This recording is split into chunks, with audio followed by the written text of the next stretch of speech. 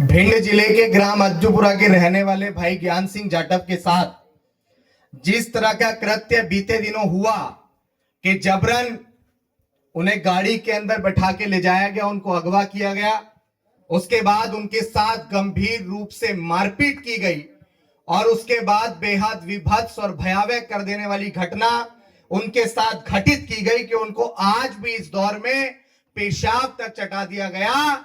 और ये पूरे शासन प्रशासन के लिए बेहद निंदनीय और चिंता का विषय है कि जहां पे कानून का राज पूर्णतः स्थापित नहीं होता है, वहीं पे इस तरह अपराधी खुलेआम सारी चीजें करते रहते हैं। हम किसी भी जाति के खिलाफ कभी नहीं है, क्योंकि हम डॉक्टर बाबा साहेब अंबेडकर को मानते हैं। तो डॉक्टर बाबा साहेब अंबेडकर ने पूर्णतः इस देश में जाति विहीन समाज बनाने की बात कही है। तो जो जिस जाति के भी हैं, अगर वो इस देश का हिस्सा है तो वो सब लोग हमारे भाई हैं। लेकिन जो अपराधी होता है, अपराधी की कोई जाति नहीं होती है, अपराधी सिर्फ अपराधी होता है। और अपराधियों को कानून के दायरे में सजा भी मिलनी चाहिए। जब दूसरे लोगों पर नेशनल सिक्योरिटी एक्ट लगाया जाता है, तो जब हमारे लोगों के साथ ऐसी गंभीर घटनाएं होती हैं, ऐसी विभत्स और भयावह घटनाएं होती हैं, तो शासन प्रशासन हमारे लोगों के साथ ऐसी घटनाएं करने वालों के खिलाफ एनएसए के तहत कार्रवाई किस लिए नहीं करता है? हमें क्यों मजबूर करते हैं भोपाल की ओर कूच करने के लिए? हमें क्यों मजबूर करते हैं मुख्यमंत्री आवास घेरने के लिए? हम नहीं चाहते कि हमारे समाज के लोग आंदोलित हो, हम नहीं चाहते कि हमारे समाज के लोग भोपाल की ओर कूच करें। लेकिन हमारे लोगों को अगर मारा जाएगा, हमारे लोगों को पीटा जाएगा, हमारे लोगों को पेशाब तक चटा दिया जाएगा, तो डॉक्टर बाबा साहेब अंबेडकर ने आर्टिकल 19 के अंदर हमें फ्रीडम ऑफ स्पीच और हमारे संवैधानिक दायरे में आंदोलन करने का अधिकार हमें दिया है। हम उससे भी पीछे नहीं हटेंगे। अगर जल्द से जल्द भाई ज्ञान सिंह जाटव के तमाम अपराधियों को जिनकी गिरफ्तारी शासन प्रशासन ने की, इसके लिए वो बहुत बहुत धन्यवाद के पात्र हैं। लेकिन उन तमाम लोगों पर जिन लोगों ने इस तरह की घटना की, उनके ऊपर जल्द से जल्द एनएसए की कार्रवाई की जाए, अन्यथा पूरा समता मूलक संघ और द डिफेंडर की नेशनल कोर कमेटी और पूरी बॉडी और पूरी टीम आने वाले कल में बहुत मजबूत आंदोलन को बाध्य होंगे और फिर किसी के कहने से हम कहीं नहीं रुकेंगे।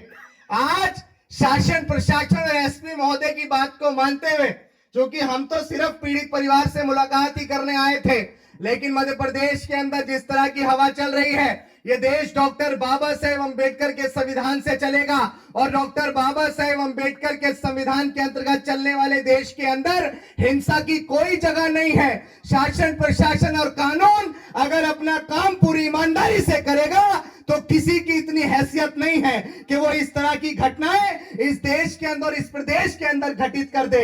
जब कानून का डर अपराधियों की नजरों में खत्म हो जाता है, तब अपराधी इस तरह की विभत्स कर देने वाली घटनाएं घटित करते हैं। हमारी मांगे हैं कि अभी तक चूंकि एससी एसटी एक्ट में गंभीर धाराओं में मुकदमा पंजीकृत है, लेकिन अभी तक वो हमारा पर्सनल एक्ट है, हमारा अधिकार है, लेकिन अभी तक जो सहयोग राशि शासन प्रशासन की तरफ से एससी एसटी एक्ट लगने के बाद जो राशि दी जाती है, वो राशि भी अभी तक ज्ञान सिंह भाई को नहीं दी गई है। तो क्या हमारा अधिकार भी हमें नहीं मिलेगा? क्या इस देश में वो जो हमारा अधिकार है, वो अधिकार भी हमसे छीन लिया जाएगा? हम यहाँ मौजूद खड़े हैं और शासन प्रशासन के तमाम आला अधिकारी भी यहाँ खड़े हैं। भाई जल्द से जल्द अगर एक हफ्ते के अंदर उन तमाम लोगों के खिलाफ एनएसए के तहत कार्रवाई नहीं की गई और इनके लिए जो भी सहयोग राशि एससी एसटी एक्ट में भेजी जाती है, तो आने वाले कल में हम लोग मजबूत आंदोलन करने को बाध्य होंगे। और फिर चाहे एसपी साहब कहें, कलेक्टर साहब कहें, मुख्यमंत्री आवास को घेरने से पहले हमें कोई रोक नहीं सकता है। क्योंकि मध्य प्रदेश के अंदर जो घटनाएं घटित हो रही हैं, आए दिन जो घटनाएं घटित हो रही हैं, उन तमाम घटनाओं का जवाब तो देना पड़ेगा। और हम लोग संविधान को मानने वाले लोग हैं, उनका इलाज भी संवैधानिक दायरे में करेंगे। डॉक्टर बाबा साहेब अंबेडकर ने हमें इस देश में अनुशासन दिया है और हम उस अनुशासित तरीके से ही उन तमाम लोगों को जवाब देना जानते हैं। और भाई ज्ञान सिंह जाटव और उनके तमाम परिवार को आज चूंकि हम लोग यहाँ हैं, तो आपको पूरा आश्वासन आप तमाम लोगों की तरफ से देके जाते हैं कि इस एक हफ्ते के अंदर आपके साथ जितनी भी जघन्य अपराध की घटनाएं हुई हैं, उन तमाम घटनाओं में अगर आपको न्याय नहीं मिलता है, अगर आपको जिस तरह का आपका अपमान किया गया है, अगर वो अपमान शासन प्रशासन की तरफ से सम्मान में नहीं बदलता है, और मैं मुख्यमंत्री से कहना चाहता हूं कि मुख्यमंत्री जी, पूर्व में भी हमारे ओबीसी भाई को इस तरह की घटना की गई थी, उनको भी पेशाब पिलाया गया था, और हमारे माननीय मुख्यमंत्री जी शिवराज सिंह चौहान जी ने अपने घर पे उनके पैर धोए थे और इस बात का सबूत दिया था कि भाई मध्य प्रदेश में हम किसी भी तरह की जाति व्यवस्था नहीं करते हैं। तो मैं मुख्यमंत्री से निवेदन करता हूं कि भाई ज्ञान सिंह जाटव को भी मुख्यमंत्री आवास बुलाइए और एहसास कराइए कि जिस तरह की घटना मध्य प्रदेश के अंदर हुई है, आप वचनबद्ध हैं कि आगे दोबारा कोई भी ज्ञान सिंह जाटव नहीं बनेगा जिसके साथ इस तरह की विभत्स कर देने वाली घटनाएं घटित होंगी।